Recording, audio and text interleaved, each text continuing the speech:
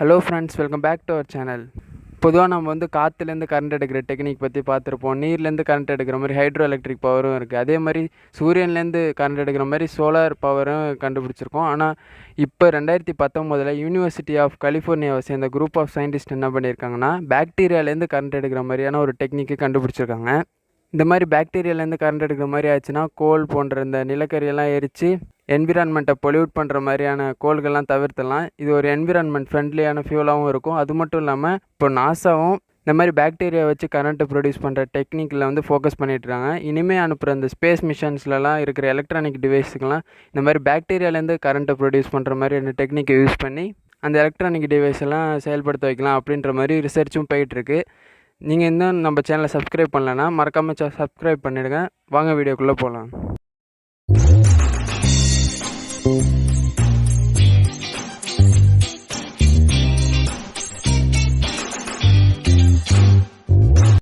நம்ம கண்ணால் பார்க்க முடியாத ஒரு சின்ன நுண்ணுயிரி தான் பாக்டீரியான்றது நம்ம எல்லாருக்குமே தெரியும். இந்த பாக்டீரியாலேயே நம்மளுக்கு நல்லது செய்யக்கூடிய பாக்டீரியா ப்ரோபயோட்டிக், அப்புறம் நமக்கு தீங்கு விளைவிக்கக்கூடிய பேத்தோஜெனிக் பாக்டீரியான்னு 2 வகையாக இருக்குது.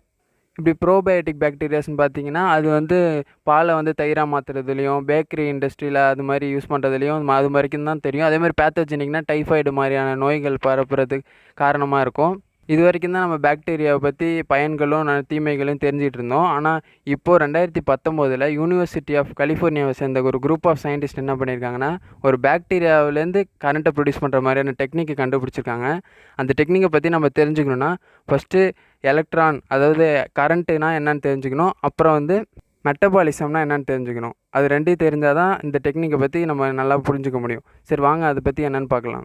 ஃபஸ்ட்டு கரண்ட்டு நம்ம பற்றி என்னென்னு பார்க்கணுன்னா, ஆட்டம்னா என்னென்னு தெரிஞ்சுக்கணும். நம்மளை சுற்றி உள்ள பொருள் எல்லாமே ஆட்டம்ன்ற ஒரு சின்ன பொருளால் தான் உருவாயிருக்கு.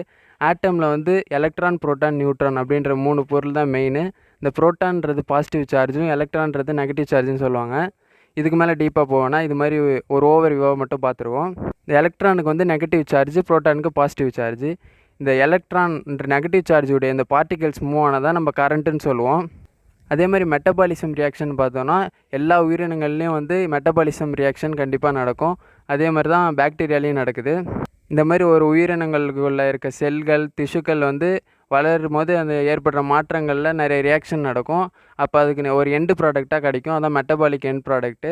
அதே மாதிரி இப்போ ஹியூமன்ஸுக்கெல்லாம் பார்த்திங்கன்னா அமோனியா தான் மெட்டபாலிக் எண்ட் ப்ராடக்டாக இருக்கும். அதே மாதிரி இப்போ சில பாக்டீரியாவில் எலக்ட்ரான்ஸ் தான் மெட்டபாலிசம் ரியாக்ஷனில் எண்ட் ப்ராடக்டாக கிடைக்குதுன்னு சொல்கிறாங்க. ஸோ நான் ஏற்கனவே சொன்ன மாதிரி எலக்ட்ரான்ஸ் மூவ் ஆனதான் கரண்ட்டுன்னு சொல்லுவோம். அதே மாதிரி இப்போ இந்த மெட்டபாலிக் ரியாக்ஷன் நடக்கும்போது எலக்ட்ரான்ஸ் வெளியே வரதுனால அதை எப்படி யூஸ் பண்ணி கரண்ட்டாக கன்வெர்ட் பண்ணுறாங்கன்றது தான் இந்த டெக்னிக்கு. நான் ஏற்கனவே சொன்ன மாதிரி யூனிவர்சிட்டி ஆஃப் கலிஃபோர்னியாவை சேர்ந்த அந்த குரூப் ஆஃப் சயின்டிஸ்ட் என்ன பண்ணியிருக்காங்கன்னா, லிஸ்டீரியா சைட்டோஜெனசிஸ் அப்படின்ற அந்த பாக்டீரியாவை ஸ்டடி பண்ணியிருக்காங்க. அது என்ன பண்ணுதுன்னா, மெட்டபாலிக் ரியாக்ஷனில் எண்டு ப்ராடக்டாக எலக்ட்ரான்ஸை வெளியேற்றுது. அதை இவங்க கண்டுபிடிச்சோடனே ஒரு மைக்ரோபயல் ஃபியூல் செல் அப்படின்னு சொல்கிற அந்த மாதிரி இன்ஸ்ட்ருமெண்ட்டை யூஸ் பண்ணி இது ஒரு சர்க்கியூட்டில் கனெக்ட் பண்ணால் அதுலேருந்து ரிலீஸ் ஆகிற எலக்ட்ரான்ஸ் கரண்ட்டை ப்ரொடியூஸ் பண்ணி இது ஒரு ஒரு க்ளோஸ்டு சர்க்கியூட்டில் கரண்ட்டை ப்ரொடியூஸ் பண்ணுது. இந்த பாக்டீரியா தான் ஏரிக்கல் அடியில், குளங்களுக்கு அடியில் காணப்படுதுன்னு சொல்கிறாங்க. அதே மாதிரி இன்னும் சில சயின்டிஸ்ட்லாம் என்ன சொல்கிறாங்கன்னா, நம்மளுடைய மனுஷங்களுடைய குடலில் இருக்கிற பாக்டீரியா கூட இந்த மாதிரி எலக்ட்ரான்ஸை வெளியிடுறதா சொல்கிறாங்க. அதனால தான் சில நேரத்தில் நம்ம வயிற்றில் பட்டாம்பூச்சி பறக்கிற மாதிரியான ஃபீல் கூட இருக்கிறதாவும் சில சயின்டிஸ்ட் சொல்கிறாங்க. ஓகே ஃப்ரெண்ட்ஸ், இந்த வீடியோ உங்களுக்கு பிடிச்சிருக்கும்னு நினைக்கிறேன். பிடிச்சிருந்துன்னா லைக் பண்ணுங்கள், ஷேர் பண்ணுங்கள், மறக்காமல் அந்த சேனலை சப்ஸ்கிரைப் பண்ணுங்கள். தேங்க்யூ.